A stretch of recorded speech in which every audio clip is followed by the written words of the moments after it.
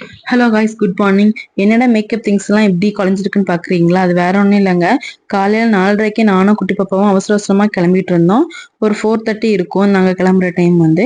அப்புறமா வந்து ஒரு 5 மணிக்கு வந்து பஸ் உண்டு. ஸோ அங்கே போயிட்டா பஸ் வந்து இன்னைக்கு கொஞ்சம் சீக்கிரமாக போயிட்டு நாங்கள் வந்து அப்புறமா 6 மணிக்கு தான் வந்து பஸ் கிடச்சி அடுத்த பஸ்ஸு.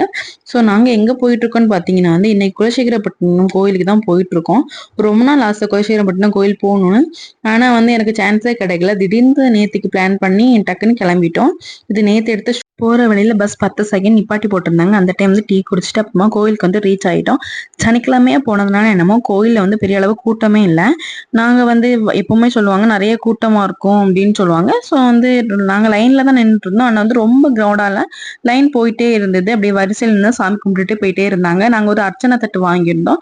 அர்ச்சனைக்கு கொடுத்து சாமி கும்பிட்டுட்டு அப்புறமா இந்த சிவன் சாமி வந்து கும்பிட்டுட்டு காலையில கொண்டு போன இட்லி வந்து இருந்து இட்லி வந்து எடுத்துட்டு போனோம் வீட்ல இருந்து. அந்த இட்லி உப்புமா வாக்கி சாப்பிட்டுட்டு அங்கேருந்து கொஞ்சம் வந்து திங்ஸ் வந்து இருக்கு கடையிலேருந்து பர்ச்சேஸ் பண்ணிட்டு அப்புறமா வீட்டுக்கு கிளம்பியாச்சு. எனக்கு வந்து சரியான ஹெட்டேக்கா இருந்தது. வரும்போது விண்டோ சீட்ல உட்காந்துருந்தேன்.